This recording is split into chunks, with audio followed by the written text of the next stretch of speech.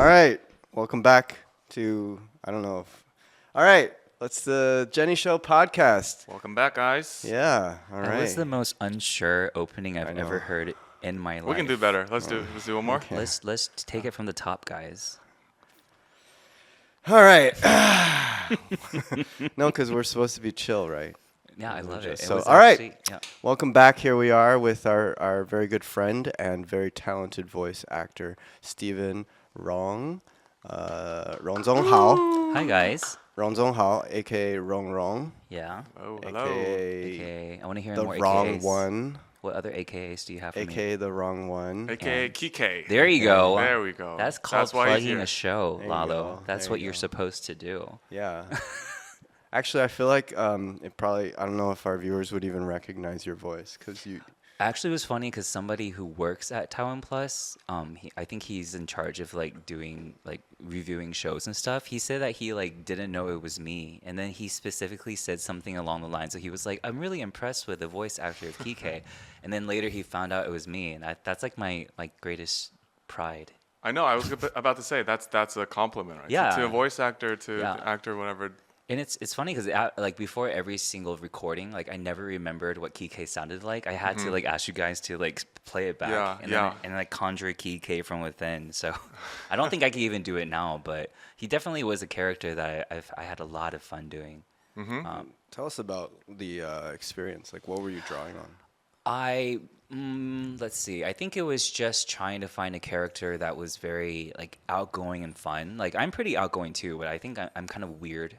Outgoing. Keekay is more he's really outgoing and likable, and I was I have to be really likable. So I was conjuring a likable persona from within. But yeah, I think just the voice itself is playful, but also very relatable, and someone who would just slap Jennie around and be like, "Wake up," or have some sense. And then I think that was the direction I went with. Because I remember in the beginning we played with different voices, and I can't see you guys, so you guys are voices from above, and I'm like, was that good enough? I think we want something a little bit more sassy. Okay, I'll give you a little more sassy. Was that weird to work with? Because we naturally have very low, laid back voices, and it's so the first thing you hear is kind of you're trying to get feedback from us, but kind of did our low energy. Low way of energy? What are you approaching. talking about? I was like, what are these sexy voices trying to tell me what to do? No, it was good directions. I feel like it was really Okay. fun working with you guys. I think that the funnest part is just playing around, and I remember I would just add little random things, and I would love it when I heard the voice that would be like, oh, we like that. Oh, that's good. And I would feel very proud of myself. Yeah, but I don't think you guys could tell. I was trying to play it cool, but... Yeah, no, we've told Stephen multiple times in private, and because we mean it, when we say Keekay really was the star of the show. Say it. Was it I'm Jennie? going to tell Erica. Erica's going to be so upset. No, Erica's great, and I think Do you even know Eric? You don't even know Eric. I know, but I'm going Yeah, to tell her don't- anyways don't because I like pretend. the stir. I like the no, stir. star of the Caught show, you. as in you really, because Keekay didn't appear in every episode, but the scenes that he was in, we've gone. We always felt like he stole the show, but not stealing the spotlight away from Jennie. It just Never. I would never do that. really added to the scene in Right. a way. I think for him, That kinda way. it's always good to be that friend, because I feel like being the star of the show is a lot of pressure because you have to carry it. But then as the friend that's just shows up once in a while, you can just play. There's no pressure there. Yeah. But I also want to ask, because I think I met the actual Keekay, who the character's based off of. Yeah. And then that was really interesting. I was like, oh, I play you. And I don't know if he liked my rendition, but he smiled in the picture we took together. I'm not sure he watched it. So the real Keekay's name is David, and he is quite the character. He's ADD. He's more ADD than anyone I've ever met. So we'll be talking, and halfway through the conversation, he'll just be like, "Oh, are you answering a text?" And he's like, "No, I'm just looking at this." And just forget. He's also a Libra. I think that's Libras like are a. kind of I know that. it's like a Libra They're thing, the right? worst. I'm just kidding. Because my mother-in-law does the same thing. Is she the Where it's worst? halfway in a conversation, she's literally already on a totally different plane, right? And then, but she doesn't let you know that the conversation's over right? And she kind of tries to participate, but she's not like engaged anymore. So Sounds like he's complaining. I hope your mother-in-law doesn't listen to this. nah, she's fine. She's proud of her creative mind. Let's put it that way. Yeah. Yeah. So Stephen and David met at Michael's At my wedding. Wedding. Yeah, wedding. The creator of the Jennie Show's Like wedding. a lot of That's the right. people from the Jennie Show were there. That's yeah, right. That Right? Was That's right. That was fun Jennie wedding. Wait, how did you? What was the thing that made you think, oh, I want Stephen to play Keekay? Because like you were pretty like sure. You were like, oh, I want Stephen to play Keekay. You were like, can you play this role? I was like, oh, okay, sure. Did you have the role written Yeah. with Stephen in mind? Yeah, I think there's a few parts of that. It's like Keekay was actually supposed to be like Hispanic, right? And then when we brought you in, it's like you're not Han Chinese, right? You're part indigenous, right? Right. And so that already kind of fit with he's supposed to be an other, right? He's not supposed to be like the mainstream kind of thing. So that was part of it. And then I don't know, we're just really good friends, and I love your voice acting. Well, thanks, Lalo. And also, you like Erica are an Asian American who moved back, so you have that in you. And it's funny because when you were doing Keekay, once in a while, like your accent would get like a little bit like, "Come on, Jennie." Yeah, the country accent kind of came out. Country accent. I literally was about 15 minutes away from having a southern accent. I literally was. We lived near Powhatan County. Powhatan. Palatine. No, definitely. That was one of our favorite parts of voice recording when Stephen Like a little southern a little twang would come out. Tourette come out. It's like, whoa. What was that? And we kept some. I remember we kept some in the actual show. So I mean, if you pay close attention, It's an it Easter might pop egg. out here and there. It's Yeah, an it's Easter an egg. Easter egg. You But guys have to go and think watch the it's show. like weirdly it fit, you know. But that's the funny thing with like East Coast Asians, right? Because I'm an East Coast. I'm kind of an East Coast Asian. I grew up in Maryland until I was like 11, and I moved to Taipei. So I'm kind of like a real Asian, but I'm part like. Of course you're real Asian. No, but like, but like an Asian Asian. What would be a fake Asian? Yeah, what's a fake Asian, Lalo? Can you specify? Anyone who has never lived in Asia. That's not true. You can't say that. Everyone is Asian as long as they Alright, identify You as took Asian. the bait. You were supposed to answer that Yeah, question. you don't know how to be. I'm just saying I'm PC. not. Like, answered I'm not immediately. Asian American. There's no right answer to My that. point is, that question. I'm Asian American, but I'm actually more Asian than American. But I think what Lalo really is like trying to get to, and I really agree with this, and is like the Asian American experience is so different from the experience of being Asian, like growing up in Taiwan per se. And I think that's something that the Jennie Show was something I felt very honored to be part of, because it doesn't in a very like, of course, comical way, in a cartoon way, but the experience of being an Asian American, I feel like hasn't really been represented in the media like accurately, in my opinion. I mean, bits and pieces have, like angles of it have, but I still feel like there's like so many of us, like our stories, like we haven't seen it on TV or in movies or television. And I think those stories are going to be eventually brought to light, and people are going to have that representation.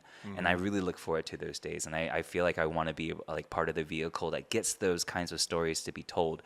But yeah, a lot of times, like even for me growing up, like you said, East Coast, a lot of times when I come to Taiwan, they're always like, "Oh, you must be from California, or you must be Yeah, from right. New York." They And I'm just like, assume. "No, I'm from Virginia." They're like, "Where's Virginia?" Like they look at me like I'm like a weird, like Totally different like kind experience. of ABC, right? Yeah, yeah. And then I just have to be like, "Oh, it's like the Taidong of America." Like Yeah. that's where I'm from, like because it's like the most eastern, like Yeah. from Virginia.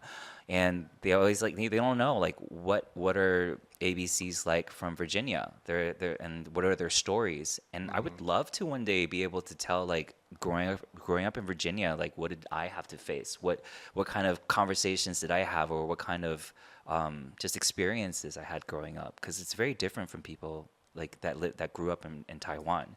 Yeah. So or on the West Coast. or in the West Coast even. Because you're not surrounded by Asians. Exactly. I was one of like 3. Right, I in was my- one of 2, in and my then Jewish neighborhood. the other Taiwanese girl happened to be Taiwanese. Her last name was Chang. My last name is Rong.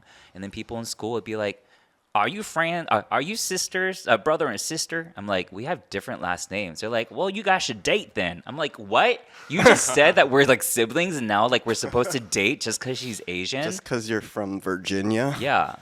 And I remember like growing up, Siblings dating was not a problem there. yeah, I know, right? And then I remember one of the things that people used to say to me was like this little like rhyme. I don't know if you guys ever heard of it. It was, me Chinese, me make joke, me go pee pee in your Coke. Do you guys, have you ever heard that before? No. Okay. Oh, Well, that's- I did a lot. That sucks. It did suck. It But hurts. yeah, I think it's stuff like that. I think growing up in the States as an Asian, like you have to learn not to let it affect you. Because like if you let it affect you, then you have people be like, oh, why are you so ashamed of your Asian like heritage? And I do think a lot of ABCs, especially those that don't live in LA or with a community with a lot of Asians, it's easy for like self-loathing or self-doubting or not wanting to identify being Asian because like Interesting. because like that makes it easier because then if you don't identify as an Asian, then you can feel like, oh, I can belong with like, you know, whoever is more the majority of that particular area. Yeah. But for me, like, I think my mom was really good at not letting us have that kind of doubt.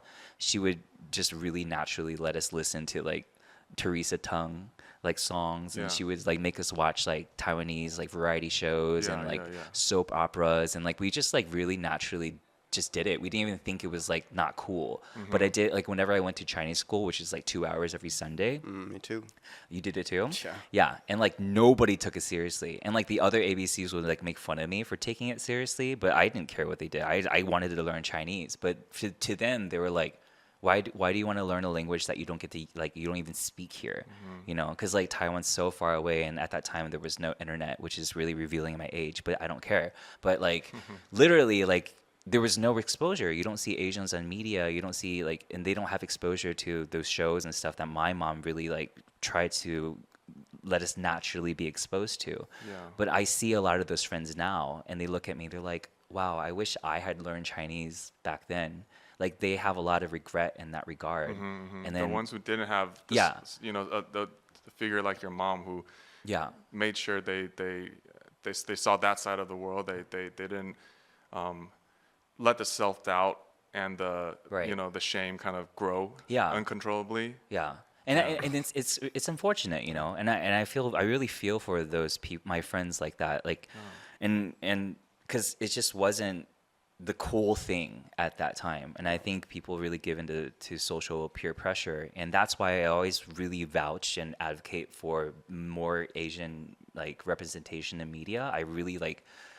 I like really want to fight for that. I mean, I haven't really done much to fight for it, but that is something I really care about. And when I see, like, for instance, Michelle Yeoh winning Best Actress last year at the Oscars, I was like crying because I was like, finally, you know. Yeah. And you still saw people in the comments. They're like, oh, she's Asian. It was like they're only giving it to her because she's Asian. Like, you know, there are people who are gonna think that no matter what. Yeah. But like, what do? You just have to keep trucking on. You have to keep getting people to be like, have more exposure. Yeah. So that's why I really hope for the future we have more movies and TV shows that aren't fantasy based. It's good that we have stuff like that. It's not like those are bad, but I also hope that like really like heartfelt and honest stories are being told, so that people don't think that we're like flying around all the time or like kung fu, like, you know, like I hope more stories have better representation of that. I didn't see any Asians on TV. That's like literally why I came to Taiwan, because I was like, I don't think I would ever make it in Hollywood because I'm not, you know, Jackie Chan or Jet Li, who were the only Asians you would see gotta back play then. in that box. I was born in the U.S., but I spent my whole life in Taiwan.